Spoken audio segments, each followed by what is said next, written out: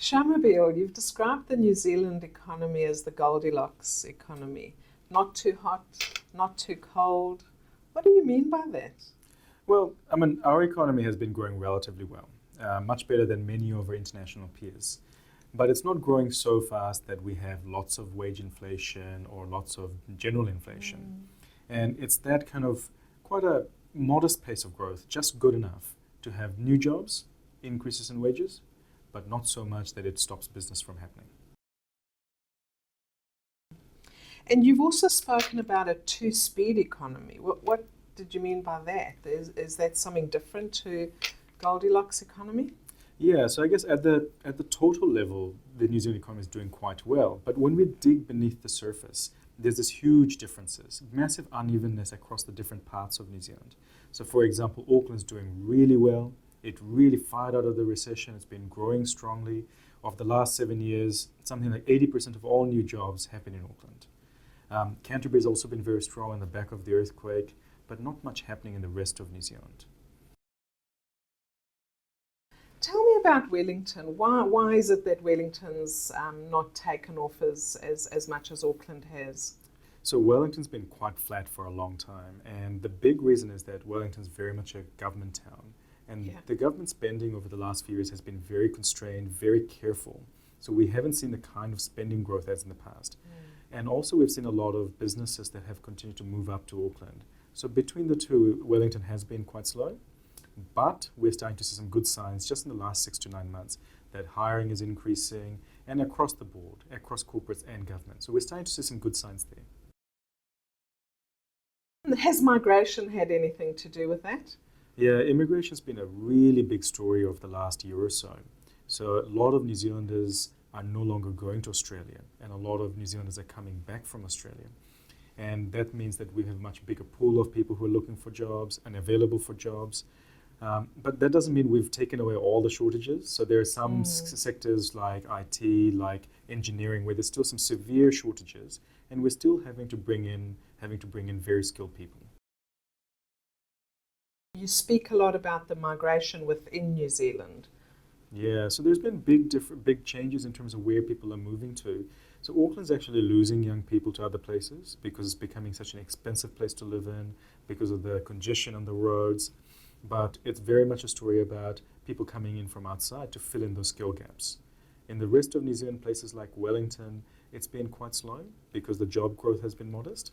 And in Canterbury, it's been growing very strongly as lots of people have gone in to do the rebuild.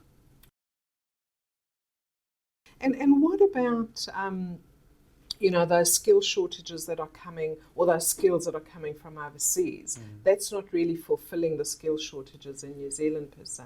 No, the skill shortages are actually quite intense, and they're spread right across New Zealand and across very specific areas. And what we're seeing is these are quite difficult to fill jobs. And even though net migration has been strong, they are still not filling all of that need. And so in those areas of skill shortages like engineers, like ICT, wages are actually rising quite fast, where in comparison across the whole of the economy, there is very little growth in wages. So you've spoken a lot recently about the different sectors that aren't growing. So we've got sectors that are growing and we've got sectors that aren't growing. Tell us about the sectors that aren't growing and what impact that has had on the labour market. So the jobs market has been very funny in the last few years. So in the recession, most sectors kind of lost jobs. It was painful for everybody. But in the recovery, it was very much a story about things like construction in Canterbury, and in Auckland, it's been very much a story about highly skilled jobs, professional jobs, very much office-based jobs. But a lot of those blue-collar, unskilled, semi-skilled jobs have simply not returned. And do you think the economy has been impacted by certain things that employers or businesses are doing or not doing? Are there any trends there that we need to be aware of? I think the really big thing that we see is over the last 7 years, businesses have become very cautious. And it's been unusual. 7 years on in a recovery, we would expect businesses to be very adventurous, doing lots of new things, trying new things. But we're not seeing that. They're being very risk averse. And that means that they're taking longer to make decisions, they're less certain about hiring people, they're less certain about giving wage increases to attract people. And it's this cautiousness that's pervasive right through everything. And it's not just employers, but it's also consumers. So we're really being held hostage by this sitting on our hands.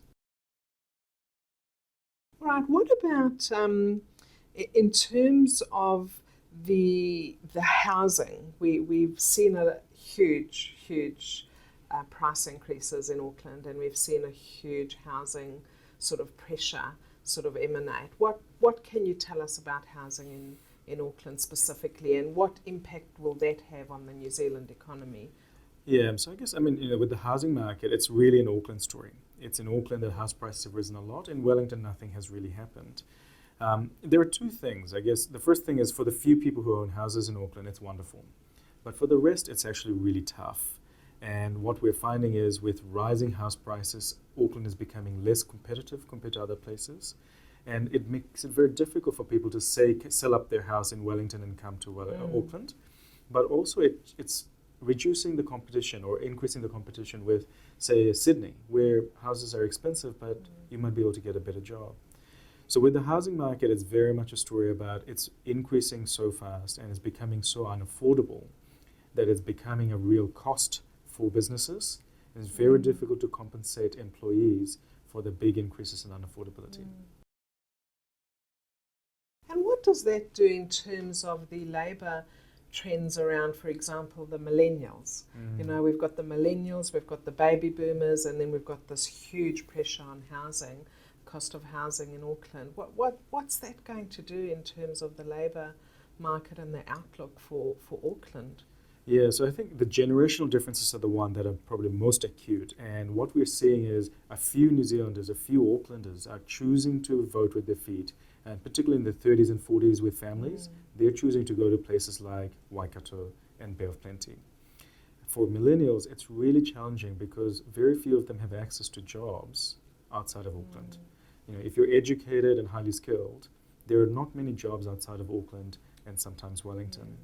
So we're really creating this environment with unaffordable housing where younger generations feel disconnected and they feel like they can't participate and afford to live in the city, that they have jobs that are suitable. So we're essentially sowing these really deep and horrible seeds of massive intergenerational inequity, and there are no easy solutions. That's interesting, because most recently we've found that a lot of the millennials are starting to talk about going to London again. We haven't seen that for a number of years. Do you have any insights into that? Yeah, I guess there are two reasons for that. One is, it's so difficult in Auckland and New Zealand that some young people feel pushed out. But also the UK economy has been recovering, particularly the London economy has been going gangbusters. And so that's created a huge amount of new opportunities, and people feel compelled and, I guess, much more attracted to have their OE again. So it's not a bad thing. I think New Zealand has a long history of OEs, and as long as we can attract back some of those kids with those newfound skills and experiences, it's good for New Zealand. Given the economic outlook at the moment in New Zealand, what advice do you have for employers? Yeah, so I think the biggest thing is you have to know your customers. What your customers are going through is really critical, because not everybody is facing the same circumstances.